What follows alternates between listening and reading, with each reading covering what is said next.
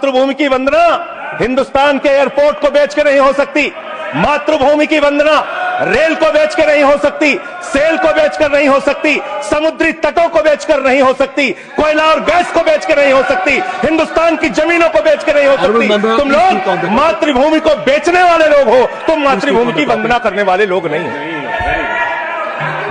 मान्यवर, यह है 28 दिसंबर 1949 का ऑर्गेनाइजर पत्र। इसको भी रखूंगा क्योंकि आज गृह मंत्री जी और लीडर ऑफ द हाउस दोनों कह के गए रिकॉर्ड पे सारी चीजें आनी चाहिए। इसको रिकॉर्ड पे रखना चाहिए। इतिहास देश को पता चलना चाहिए किन लोगों ने देश के साथ गद्दारी की, किन लोगों ने तिरंगे का विरोध किया, किन लोगों ने राष्ट्रगान का विरोध किया। आपको यह पढ़ के सुनाना चाहता हूं।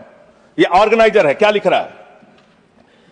What is the moral sanction behind government's choice of Jana Gana Mana except that it can be made an item of entertainment.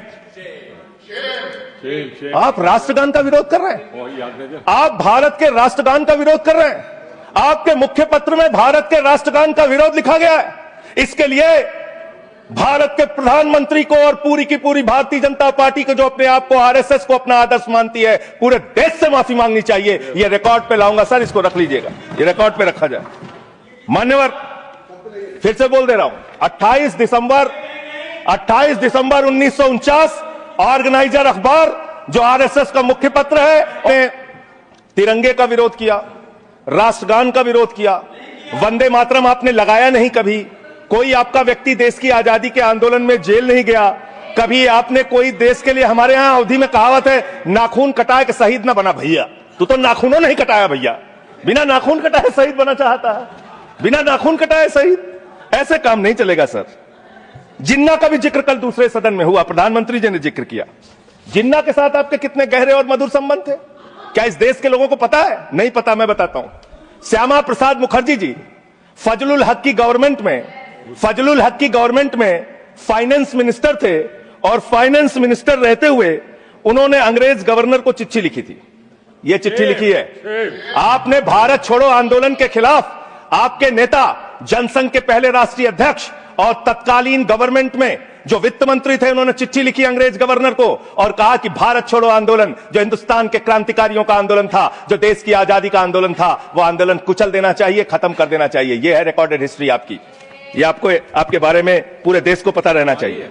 अब जिन्ना, हाँ, इसको भी सभा के पटल पर रखूंगा। जिन्ना और आपके रिश्ते क्या थे? कितने मधुर रिश्ते थे। एक राज्य में सरकार नहीं बनाई मान्यवर इन्होंने, नॉर्थ वेस्ट फ्रंटियर, सिंध प्रांत और फजलुल हक की गवर्नमेंट। फजलुल हक वो शख्स है जो पाकिस्तान बनने के बाद वहां की सरकार का गृह मंत्री बना। आपके रिश्ते उन लोगों के साथ थे, यह देश को पता होना चाहिए। इसलिए आप किसी को भी देशभक्ति का प्रमाण पत्र बांटने का काम मत कीजिए। आप वंदे मातरम लगाने का काम कर रहे हैं और देश की सुरक्षा के साथ खिलवाड़ कर रहे हैं। आप भारत की सेना को 4 साल के अग्निवीर पे लेके आ गए, जो हिंदुस्तान की सीमा की सुरक्षा करने वाले हैं, जो वंदे मातरम का नारा लगाते हैं हमारे जवान, हमारे सैनिक, जो -50 डिग्री टेम्परेचर में सियाचिन में और +50 डिग्री टेम्परेचर में जैसलमेर में भारत की सीमाओं की रक्षा करते हैं, इस मातृभूमि की रक्षा करते हैं। उनके पीठ में छुरा मारने का काम आपने किया, उनकी नौकरी 4 साल की कर दी अग्निवीर की। आपको मातृभूमि से प्यार है, आप देशभक्ति की बात करेंगे, आप देशभक्ति की बात कर रहे हैं। अरे मैंने साइकिल चोर सुना था, लॉकेट चोर सुना था, स्कूटर चोर सुना था, मैंने सुना था तमाम तरह के चोर होते हैं। आप लोग तो वोट चोर निकल गए हिंदुस्तान के अंदर। वोट चोर, 3 करोड़ वोट, उत्तर प्रदेश में 3 करोड़ वोट की चोरी करने जा रहे हैं। कल की मीटिंग में पता चला 17.5% वोट उत्तर प्रदेश में काटे जाएंगे। आप ये कर रहे हैं, ऐसे लोकतंत्र को मजबूत करेंगे? ऐसे आप मातृभूमि की सेवा करेंगे? ऐसे आप मातृभूमि की वंदना करेंगे?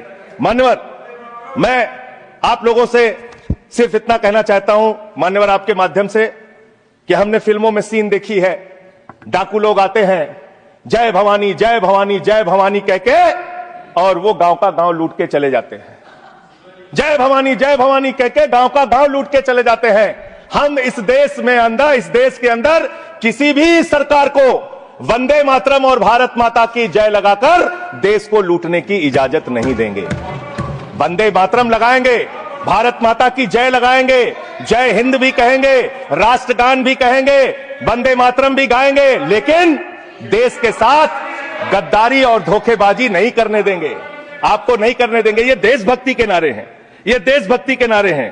आप बेरोजगारी पे बात नहीं करना चाहते, महंगाई पे बात नहीं करना चाहते, दलितों का मंदिर में प्रवेश वर्जित है, कहीं उनको रोका जा रहा है उस पर बात नहीं करना चाहते, पिछड़ों का शोषण हो रहा है उस पर बात नहीं करना चाहते। आपने मातृभूमि की सेवा यह की है कि आज हिंदुस्तान के ऊपर 200 लाख करोड़ रुपए का कर्जा है, 200 लाख करोड़ रुपए का कर्जा आपने हिंदुस्तान को आज इस स्तर पे पहुंचाने का काम किया है।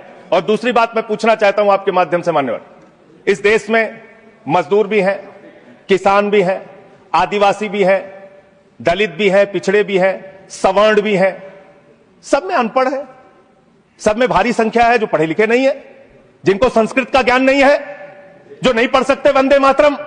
तो आप उनको कह रहे हैं कि वो देशभक्त नहीं है। मैं आपके माध्यम से कहना चाहता हूं, वो देश को लूटने वाले अडानी जैसे पूंजीपतियों से ज्यादा बड़े देशभक्त हैं, जो अपने बच्चों के लिए श्रम करते हैं, मजदूरी करते हैं, कुली का काम करते हैं और अपने बच्चों का पेट भी पालते हैं, देश की भी सेवा करते हैं। वो आपसे ज्यादा देशभक्त हैं। उनकी देशभक्ति को आप इससे चेक करने का काम मत कीजिए, इससे पैसे इससे उससे परीक्षा करने का काम मत कीजिए। मान्यवर, मैं अंत में एक और बयान आया, उसका जिक्र करके अपनी बात को खत्म करूंगा। अभी एसआईआर की प्रक्रिया के तहत उत्तर प्रदेश के मुख्यमंत्री ने कहा कि डिटेंशन सेंटर बनाए जाएंगे। 80 लाख लोगों के वोट आपने बिहार में काट दिए, वहां कितने घुसपैठिए मिले आपको? अरे भाई, ये भी मातृभूमि की बात हो रही है। आप लोग चाहते हैं बांग्लादेशी यहां पे आ जाएं, मातृभूमि की सुरक्षा को खतरा हो जाए? आपको तो चिंता वही है ना, वही तो बात कर रहा हूं। कितने बांग्लादेशी घुसपैठिया मिले? कितने बांग्लादेशी घुसपैठिया मिले? कितने बांग्लादेशी घुसपैठिया मिले? मात्र 315, जिसमें नेपाल के बाकी लोग सिर्फ 78 मुसलमान मिले। वहां 80 लाख लोगों के आपने वोट काट दिए।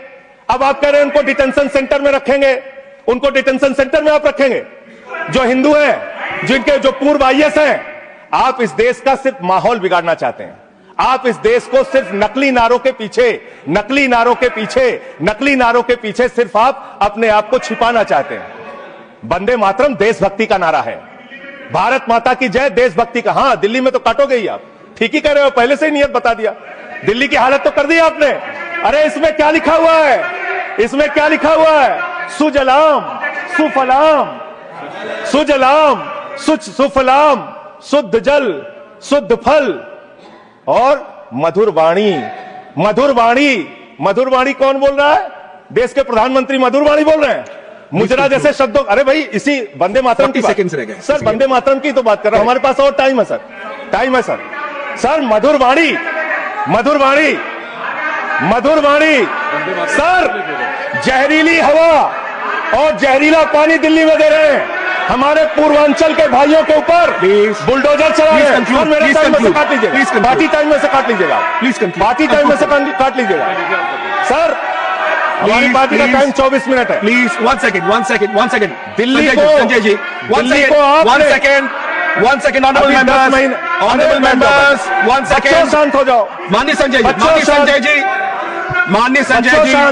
कंक्लूड करिए, आपका समय खत्म हो रहा है। 24 मिनट मेरा टाइम है। प्लीज, मैं अपने माननीय Neeraj ji, please, he is concluding, please conclude. 10 second sir, please conclude, आपका समय समाप्त हो गया। सर मेरी पार्टी का समय 24 मिनट है। ठीक है, मेरी पार्टी का समय 24 मिनट है। और कोई स्पीकर नहीं है आपके? स्पीकर एक और है, उनमें से आप काट लीजिएगा समय। मैं कह रहा हूं, हाँ, ये हमारा अधिकार है, पार्टी का अधिकार है।